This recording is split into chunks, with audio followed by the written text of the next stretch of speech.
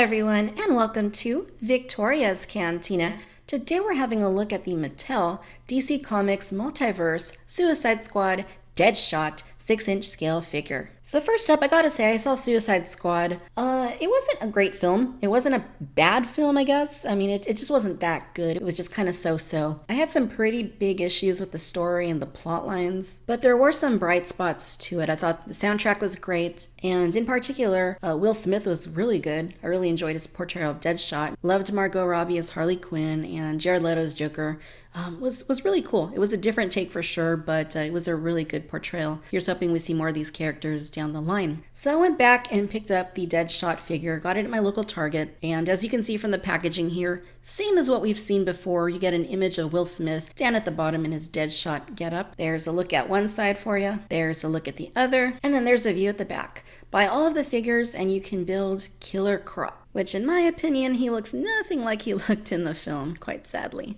There's the rest of the figures you can get, or at least some of them. Here is the bottom, and let's go ahead and get him out of the packaging and take a closer look.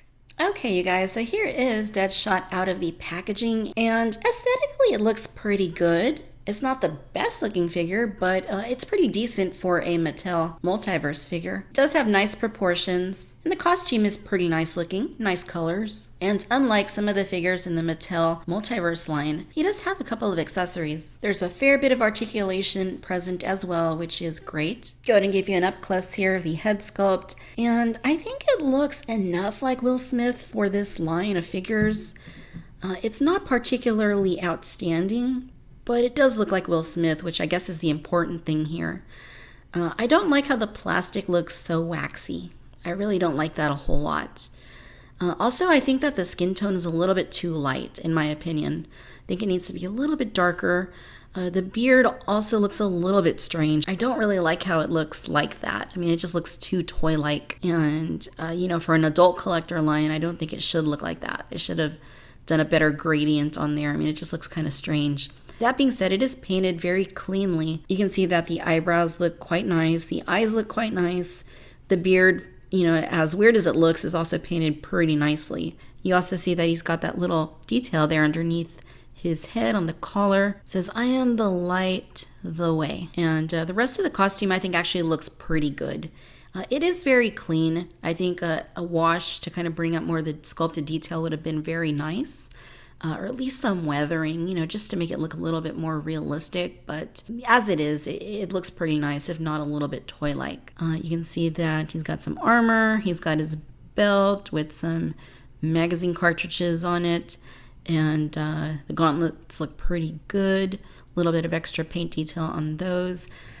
Also, the belt and these little bits here on his hips with the magazines, and then this right here, this holster, are sculpted independently from the rest of the figure. Same with these knee pads right here, which you can see move around like that. So they're just put in place. These are glued, it seems. I mean, it looks pretty good. Pants look pretty good. Nice sculpt work. But again, a little bit of a paint wash would have really added more detail to the figure. The boots look okay. They're very plain looking. So nothing too fancy, but it is more or less in line with what we've been seeing from Mattel for the Multiverse lineup. Now, in terms of the articulation, he has a ball joint here at the head. It swivels side to side really well, but it doesn't go up or down. There's just not enough clearance there in order to do that. He's got ball hinging at both of these shoulders, and as you can see, good range of movement there. You get swivels at both of the upper biceps. You get very stiff bends at both of the elbows. You also get a swivel at both of the gauntlets, which is a nice touch. Swivels at both of the wrists. Unfortunately, there's no bends to them. They just rotate like that. He's got a very mild ab crunch. I don't even know why Mattel bothers. I mean, it's just kind of pointless. You get the standard Mattel double joints at both of the hips so that he can do a nice split. And they can also go forward just a little bit. Unfortunately, not very much. You get swivels at both of the lower thighs, just like that. Bends at both of the knees, and the knee pads don't affect the movement at all. And bends at the ankles. No rocker swivels, unfortunately. Mattel still hasn't come around to doing those. In terms of accessories, you do get the alternate head. It's the masked Deadshot head, which we did see in the film. Not enough, in my opinion, but we did see it a couple of times. And it looks decent. It's got some pretty good paint on the eye and on the little, whatever you want to call that, that he's got on the left eye. And he's got some stripes on it.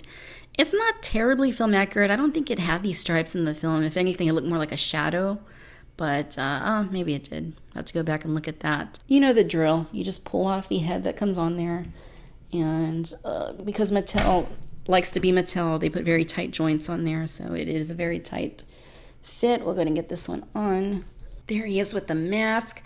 And I actually think I like this a little bit better than the Will Smith head. And I did mention that you get a pistol. And here it is. It's basically like a red color with some gold bits on it. Nothing too fancy.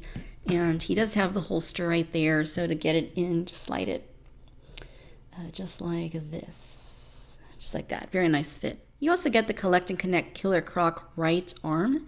So I don't think I'm going to buy any more of these figures. I know I've said that before, but I really don't think I am at this point. But, you know, if you did collect them all, you could build Killer Croc. Now here's a comparison of Deadshot along with the Suicide Squad Batman and Harley Quinn. And as you can see, Deadshot's just a little bit shorter than Batman and a bit taller than Harley.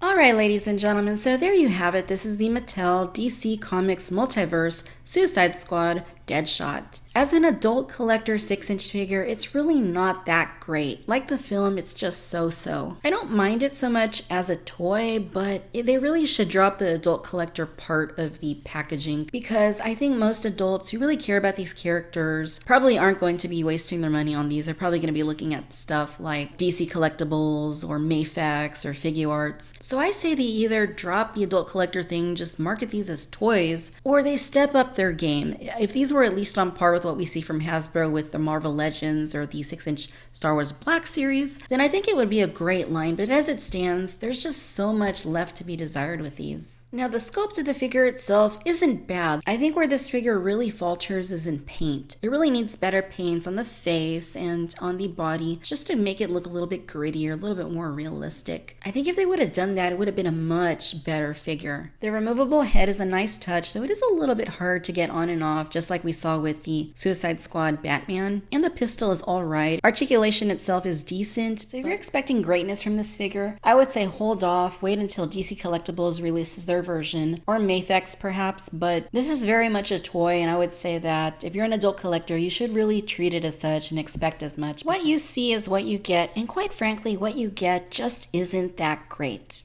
Alright, my friends, I hope that you've enjoyed this review, and if you have, then please give us a like and a subscribe. Be sure to follow me on Facebook, Instagram, and Twitter for the latest news and updates, and as always, I want to thank you for watching Victoria's Cantina. Till next time, my friends. Bye-bye.